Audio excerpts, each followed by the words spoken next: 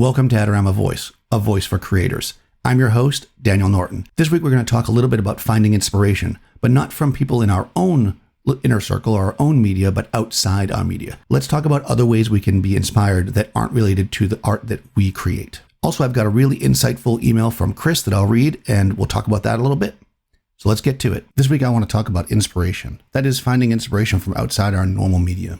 I'm a photographer. I look at photography for inspiration. That's pretty common, right?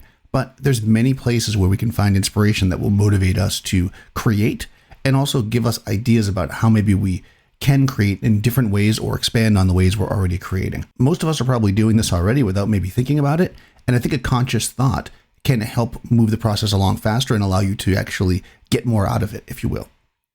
So I think most people, myself included, when they get into some kind of an art, whether they be, let's say they're a singer, they might hear somebody sing and say, hey, I would love to do that. I would like to learn how to do that. I want to bring the joy to other people that I got when I heard that. Or maybe they heard somebody play an instrument, or maybe they saw a photograph or a movie or saw a drawing or painting. And those things motivated them to want to pursue that art for themselves.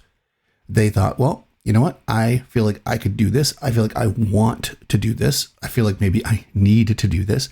I feel like it would be a benefit to others if I do this. And they started on their course. So you start off, you hear one singer, and maybe you listen to more of the songs that they're singing. Then you listen to a different type of singer, and then you listen to a different type. And over time, you're picking up all different tips and ideas from these various songs that you're hearing sung. Maybe you go to school. Maybe you start to practice and go outside and do things of your own that try to mix some styles, things like that.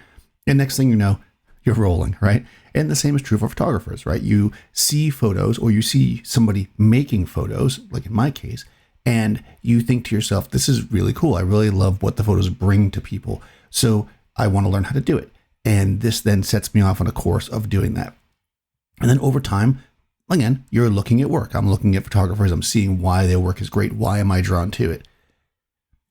That being said, there is a point where I realized that a lot of times the work that I look at, the work that I really enjoy looking at, is not necessarily the work that inspires me to create. That is, we can like something a lot and not want to be it. We can listen to a certain kind of music and never want to make that kind of music. We can look at a certain kind of photography and never want to make those photos.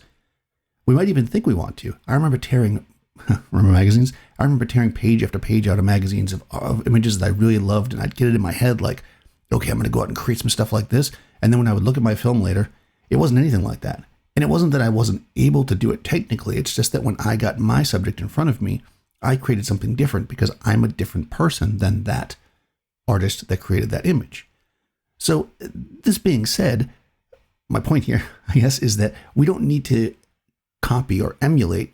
Maybe that's another topic too to talk about, but we don't need to copy or emulate other people specifically to grow in our craft, right? Which means that we don't need to even look at our craft to get inspiration. There's all kinds of sources that can inspire us. So I'm going to go over some of the ideas or some of the things that inspire me. And I would love to hear from you guys. What kind of inspires you? What do you sit down and take in, observe to motivate yourselves or to inspire yourselves to create images or music or whatever it is you do? One of the things that inspires me the most is, and I kind of hinted this at the beginning, is music.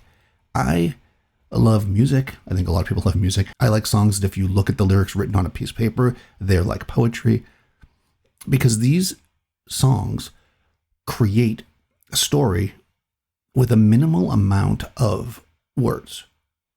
And a good songwriter is picking and choosing very specific words of all the words that are available to create an image, a story in our heads. This is very similar to what we do as photographers. If you think of a novelist as a filmmaker, let's say, right? They've got 400 pages to tell this story, or in the case of a filmmaker, 2 hours, 3 hours. We as photographers are more like poets or more like musicians. We need to craft the story in a much smaller package. The idea is still to deliver on what we're trying to do. And I'm not saying one's better or harder or easier than the other. That's not at all what I'm saying here, but I'm just saying it's a different kind of thing. So when you look at something you want to photograph, let's say it's a person, let's say you're going to make a portrait, you've got to make a lot of decisions. You've got to decide, what is the story I'm trying to tell here? And sometimes that story is super simple. Hey, this is Rhonda. She is the CEO of this company. So maybe I'm going to put her in an environment that really shows that off, an office that, shows that stature. Or maybe, hey, this is Rhonda. She works in the shipping department, and we show her, loading the trucks, or, these kind of things, or with that in the background. We have to think about what's in the shot to tell the story. Now, this theoretical Rhonda could be anybody, right? If I'm shooting something for, let's say, stock photography, it might just be a friend of mine or a model. I'm going to envision the pieces of the story that somebody would need to see in order to understand that Rhonda, the CEO, and Rhonda, the shipping department manager, are two different people. The other way that music can be very inspirational for me is, interestingly enough, when I used to photograph a lot of musicians, I would ask the label to hear the music before I saw them. Even though they were mostly probably bringing me on because I had a fashion background, they wanted cool, fashiony pictures of the musicians. I wanted to hear the music. I wanted to hear the tone of the music. I wanted to hear the idea of the music. I wanted to hear the energy in the singer and how it was put forth. Because a lot of times when people are performing, they're, I don't want to say a different person, but they're different, right? If you meet somebody, they might be very subdued, and the music is the way they express themselves. So when they get on stage, they put on a big show and they dance and they jump around. We want to capture that for the promotional images. We don't want to capture the reclusive shot, at least not at first. Now, if we're telling a story, let's say for a magazine, where we're trying to show the softer side of this person who has this, grandeur and all this other stuff going on, then we might want that. So there's different parts to this. But if I'm talking more like when I was just hired to shoot this person for a magazine, you've got, 1-page spread or maybe a couple of small images. We want to showcase this as new music. I would listen to the music first. And I remember there was one performer who I shot. Max was his name, and he was a jazz performer from South Africa. And I had never met him. And they said, oh, you shoot this jazz performer. And I listened to the music, and it was great. I'll start there. But it had like a lot of chaos in it. There was a lot of things going on. I mean, as jazz sometimes does, right? There was lots of little parts going on in the background. If you listen to it subtly, you would hear these little pieces of the music, and then other parts would shoot forward in your face, and other parts would fall back. And when I heard that, I said that to him. And it was interesting because he kind of didn't see all that. I guess he did, because obviously he made the music, but he was like, wow, that's really an interesting interpretation. I really like that. What is it you want to do? And what we decided to do was actually, instead of doing the slick shot of him in the studio that they originally had asked for, like backlit, he was a saxophone player with the saxophone.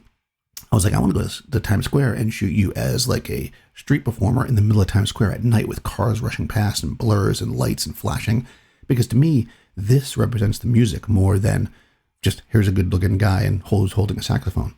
And this is exactly what I mean. Music is inspiring me to create the image that I'm trying to project onto the promo materials. So when people see this image and they're brought into it, the music connects with them in a way that the image did. When I was younger, I worked for a shoe company, Reebok, and we were in development of the sneakers. And the art department would always, I think it was once a month, maybe it was twice a month, they would take a day and go to the Museum of Fine Arts in Boston. And this was to exactly that, right? It wasn't like you go to the Museum of Fine Arts and you see sneakers there. Of course not.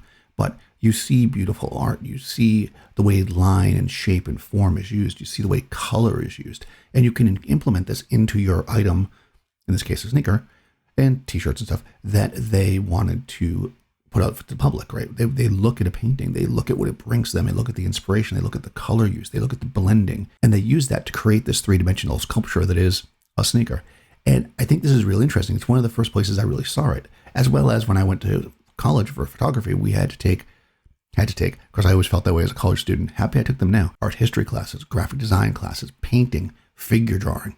We didn't even get to use a camera the first semester. We literally stood in a room with charcoals and drew figures. It gives you a range of ideas and skills on some level that you can then pull back into your work. So I mentioned music. That's a big one for me. But the other place, and I kind of hinted at this a little bit, is novels. I love to read novels. And now what's the difference between the music that tells that, much like a photo, it tells the story in a very short period and very directed, where the novel can stretch it out and tell deeper stories. This allows us to create a body of work. So if we have an idea, we can do a series. We can create multiple images of the same person over a period of time. Many photographers do that. I work with several people that I've photographed for years, and it helps us create this body of work. The novel helps us to see that. It helps us to see how we can take a character or a concept from one place and bring it to another with change and transition, but still feel like the same thing, just different. I like that. The same thing, but different. The novel allows us to travel, to tell a story, to bring us through. And if you're doing the types of photography, like documentary photography, for instance, this is very useful because we learn, right? We need to do these, close-up shots. We need to do these medium shots. We need to do these wide shots that show the world, that show what's going on around our subject, because this ties into the environment. You might show the craftsman's hands as they're chiseling away wood to make a table, but you might also show a wide shot of the distance of the craftsman sanding with it backlit with, sand dust flying up in the air and their mask and their silhouette. And we're showing this whole thing to tell a story. This is more complex. This is deeper. We're trying to tell something that's a little bit more involved than just a singular image. And any one of these pictures, I guess, could tell the story, but together they create something a little bit more. So another thing I want to talk about that I think many of us absorb and maybe we don't think about too much, especially photographers, but maybe other people too, is cinema. So including TV shows, we'll say, these, like the novels, allow us to tell longer form stories, but here it's a more visual idea. We can tell the story not with the imagery that we can create in our head, but where we actually see people using and facing the challenges of shooting in an actual environment. That is, how does light change? When we're making a photo, we can put the person in that perfect light. We can pose them in that perfect way. But when somebody's walking across the street, they're not always exactly in the same spot. We see areas where they fall into darkness. We see areas where the shadows are abrupt on their face. A good filmmaker is using that. It's not a mistake. It's not a problem. They're using the fact that you lose the subject in the darkness sometimes, or in the light, and using it as part of the story. This allows, what I see there, is this allows us to understand that we can use imperfection in our photography, in our painting, in our drawing, things that are not quite exactly there, things that hint at. These are the things that we see in filmmaking. So I enjoy watching films for that reason. Also, the sound and music in films is also really interesting to kind of build up, and we learn how we can use different components. Obviously, we don't use sound in photography, so that's not so much for me, but for people who might be musicians, you can watch a scene, see the reaction that you're getting in your gut, and then also observe the music that's coming around. How is this affecting me, this music? Or if it's bad, not working, right? So you can actually see how these things fall together. So I've been talking a bunch about using other media to inspire our media, but I also think it's useful for us as artists to dip our fingers in, or our toes in as it would be, other forms of art. This allows us to see things from a different perspective. You might be, like me, a photographer, and it might be useful for you to try to write poetry, or try to write a short story, or create something, with the written word, or possibly learn to play an instrument. I dabble with playing guitar sometimes, and it's a way that I can be creative with less pressure. Because the thing is, when we're sitting there saying, I am a photographer, I am a filmmaker, I am a musician, even though we love it, there's a certain pressure on us. But when I say I'm a photographer and then I pick up my guitar and I know only 3 chords, that's enough for me and I can be happy. And I think that is part of the well-roundedness that we want to achieve as an artist. We want to dip our fingers in other things. That's part of the well-roundedness that we want to achieve as artists. So another thing we can do to kind of expand our art, besides just trying other things ourselves, is to help people with theirs. They could be in the same media as you. So if you're a photographer like I am, you might help a photographer friend, but ideally you're going to help people outside that. You've got a friend that's a filmmaker. You have a friend that's a painter. You have a friend that is a writer. Maybe you're going to proofread some stuff for them. Listen to the songs that your musician friend is creating. Look at the paintings, or sit with them while they're creating the paintings, or sit for them as a subject if they want you to, right? These are things that we can do that help us expand what we do. Instead of just consuming it, we can actually take part in the creation of it, either ourselves as our kind of a hobby or a secondary thing, or helping others, because helping others and working and collaborating with other artists is one of the best ways that we can improve our work, in my opinion. So that's what I think. Where do you guys get your inspiration from? That's what I'd love to know. You can send me a message here. using the Anchor app. There is a link in the show notes. You could also send me an email to adoramavoice@gmail.com. You could either write out a message to me and I'll read it, or you could attach a voice message so we could hear your voice on the air. I look forward to hearing your voice. All right, so I have a great letter here from Chris that I'm going to read to you, and then I will give my comments. As an introvert, the camera has always been a way for me to interface with the world. I photograph whatever activity is occupying the most of my time. In the 70s and 80s, it was surfing, then travels through Asia, then the times I spent with my guru, which also involved a fair bit of traveling. Now it's live music, although it was having a camera that rekindled my love of live music when I sort of fell into shooting gigs for a friend's website. I am now out shooting gigs from 2 to 5 nights a week. It's become the main way I enjoy listening to and finding new bands. If I'm shooting at a larger venue that needs a photo pass and has a first 3 songs restriction, I rarely stay to watch the rest of the concert, unless it's a band I particularly like, because I spend most of the show being frustrated and distracted because all the shots I see that I can't take due to the aforementioned restrictions. Yeah, I hear that. That's possibly not a good thing, but as I said earlier, I interface with the world through a camera lens. Conversely, recently a friend asked me to photograph the wildflowers of the local common. A common is a large piece of open public land like a park, mostly within a city.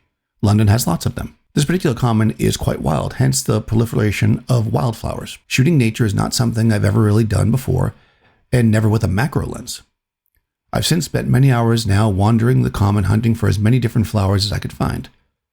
What I had previously more or less dismissed as being weeds took on a different aspect for me. Now, whenever I'm out walking around, I notice wildflowers everywhere, and with a whole new appreciation, even when I don't have a camera with me. For me, photography has affected the way I see the world in 2 different ways. For live music, I can't enjoy it without a camera in front of my face. But now I am enjoying urban nature because of exploring it with a camera, and even when I'm not shooting it. But is it art? Not for me to say. Not for me to say either, Chris. Looking forward to more episodes, he says, as a wrap up. Yeah, this is great. I totally understand it. I think that the camera can definitely connect us to things that we didn't necessarily even realize that we liked. And right, I understand the whole concert thing as well. I think that it's tricky, right? Because you're there and you're seeing these shots and you want to do it. And the reason why I think that, I mean, again, this is for me. I don't know, Chris, but I think the difference is the reason why they're able to walk around and observe the flowers without needing to photograph them, but vice versa on the music, is because when you go to a concert, you go to a concert. But when you're walking around, right? If that makes sense. I'm wondering, Chris, if you ever go to concerts now without your camera and how you feel about it. Do you sit there anxious that you don't have a camera? That would be really interesting to find out and know. I know that for me, I've talked about this before, I generally try to not take a camera with me unless I know I want to shoot, because I will have that problem. I want to shoot too much, doing air quotes here, because, I got a camera. If I don't have a camera, can't shoot. I just enjoy the day. So if you guys would like to send a message like this, like Chris did, you can send me an email to adoramavoice@gmail.com. You could either write it up like Chris did, or you could attach a voice file and I'll play it here on the show. Adorama supports this show, and you can support them by going to adorama.com for any of your photo, video, music, electronics, computer needs. You can also check out adorama.com/create no matter what. There's always contests going on where you can win a bunch of free gear. If you're really enjoying the podcast and you want to help me out, the best thing you can do is to go to your podcast app and rate the podcast, ideally 5 stars, and give me a review. If you were to review the podcast, I will read one on the air every week that I get one. So let's get those reviews in. I would love to hear from you. Thanks for listening. If you have any questions or comments, you'd like to speak about the topic that we talked about today or any other topic, feel free to send me a message. You can use the link in the show notes to leave a message using Anchor. You can leave 1-minute messages there. If you have something more to say or you want to talk for longer, go ahead and send me an email, adoramavoice@gmail.com. You could either type out a message or you could send a voice message attachment, and I'll play it here on the show. I'll talk to you soon.